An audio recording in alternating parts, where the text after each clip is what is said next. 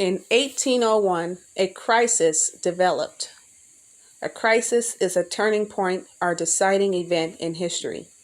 Jefferson discovered that Spain had secretly negotiated the transfer of New Orleans and the rest of its Louisiana territory to France. Jefferson was alarmed. The French ruler, Napoleon Bonaparte, had already set out to conquer Europe. Jefferson feared that he now intended to make France the first power in America as well.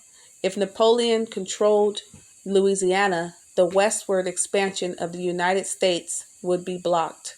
Checkpoint. What important right did the United States gain with the Pinckney Treaty of 1795? The Louisiana Purchase. Main idea. The Louisiana Purchase gave the United States a vast area with untold wealth. The Louisiana Purchase.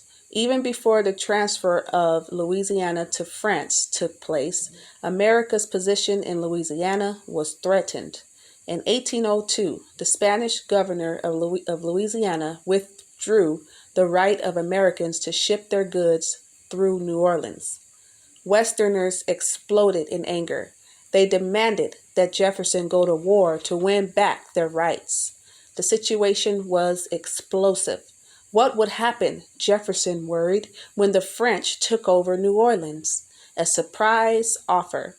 The president decided the best approach was to try to buy the city of New Orleans from the French. He sent his friend James Monroe to France to make a deal. Monroe had the help of Robert Livingston, the American minister in Paris. Jefferson instructed the two men to buy New Orleans and a territory to the east called West Florida. In Paris, the Americans discovered an altered situation, alter, to change in some way to make different. A revolution led by Toussaint L'Ouverture had driven the French from their Caribbean colony of Haiti.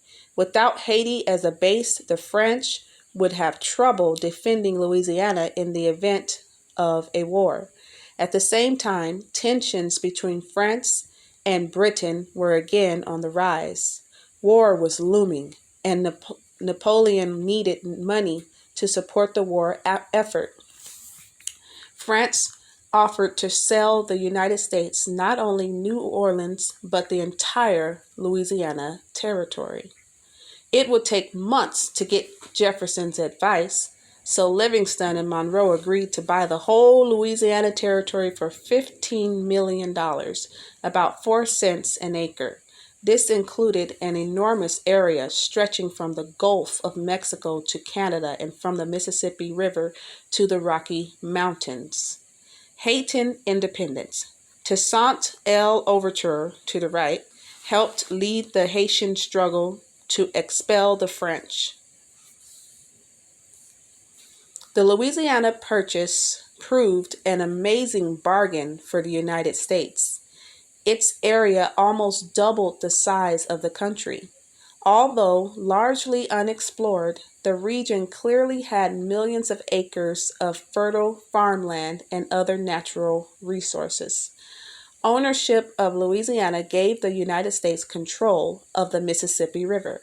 As Livingston put it, from this day, the United States takes their place among the powers of the first rank. Jefferson's dilemma. Jefferson was delighted with the deal. At the same time, he had a serious problem. The Constitution nowhere states that the president has the power to buy land from a foreign country. Adding the huge Louisiana territory would dramatically change the character of the nation. In the end, Jefferson decided that he did have authority to buy Louisiana. The Constitution, he reasoned, allowed the president to make treaties. The Senate approved the treaty, and Congress quickly voted to pay for the land. Why did President Jefferson hesitate to approve the purchase of the Louisiana territory? Lewis and Clark explored the West. The main idea. Lewis and Clark brought back valuable information on the area's people, plants, and animals. In January 1803, even before the United States had bought Louisiana, Jefferson convinced Congress to spend $2,500 on a Western expedition. An expedition is a long and carefully organized journey.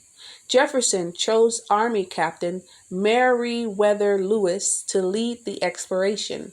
Lewis chose William Clark as an Army officer as his co-leader. The men were ordered to report back on the geography, plants, animals, and other natural features of the region. The expedition also had other goals. Jefferson wanted Lewis and Clark to make contact with the Native Americans west of the Mississippi. The president also wanted Lewis and Clark to find out if a waterway existed between the Mississippi River and the Pacific Ocean. Into the unknown. In the spring of 1804, Lewis and Clark left St. Louis and headed up the Missouri River. There, their 3 boats carried tons of supplies and about 40 men. Most were Americans, although there were several French Canadians. The expedition also included an enslaved African American named York. In mid-July, the party reached the mouth of the Platte River, a powerful tributary that flows into the Missouri. In early July, they met Native Americans for the first time. 3 weeks later, the expedition reached the eastern edge of the Great Plains. In late October 1804, the expedition reached the territory of the Mandan people in what is now North Dakota. Lewis and Clark decided to camp there for the winter. They were joined in camp by the French-Canadian trader and his wife, a Native American named Sakagaway.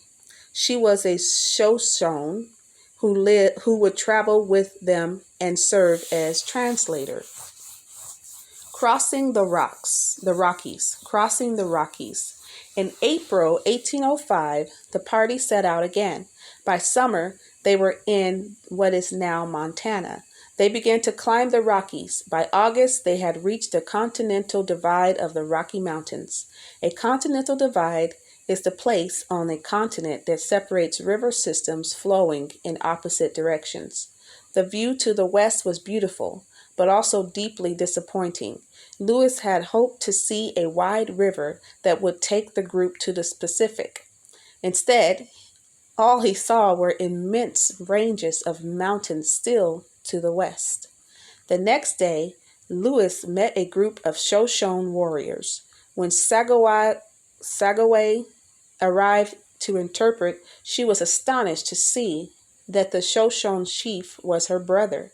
She jumped up and threw her arms around him. Thanks to Sakaway, the Shoshones agreed to sell the expedition horses that were needed to cross the mountains. At the Pacific. On the west side of the Rockies, Lewis and Clark reached the Columbia River. Here, they stopped to build canoes for the downriver voyage. At one point, they had to cross a 55-mile stretch of rapids and rough water. Finally, through a dense early November fog, they saw the Pacific Ocean. The travelers spent the wet and gloomy winter of 1805 to 1806 near the point where the Columbia River flows into the Pacific. They began the return journey in March 1806. It took the party half a year to return to St. Louis. Their return, however, brought the American people a new awareness of a rich and beautiful part of the continent, Pike's expedition. Shortly before Lewis and Clark returned to St. Louis, another expedition left the city heading west. From 1805 to 1807, the party, led by Zebulon Pike, explored the southern part of the Louisiana Territory. Pike led the party due west to the Rocky Mountains. There, he tried to climb a mountain that rose out of the Colorado Plains. He made it about 2/3 of the way to the top. Standing in the snow up to his waist, he was forced to turn back. Today, this mountain is known as Pike's Peak. Pike's return route took him into Spanish New Mexico. Early in 1807, Spanish troops arrested the members of the party as spies. The Spanish feared Pike was gathering information so that the Americans could take over the region. After several months of captivity, the men were released and escorted back to the United States. As the Spanish had feared, Pike's reports about the Spanish borderlands created great American interest in the region. What goals did President Jefferson set for Lewis and Clark's expedition? Looking back and ahead, Lewis and Clark and Pike gave the United States detailed knowledge of the West. However, Americans had little time to digest this information. They soon found themselves caught up again in Europe's conflicts.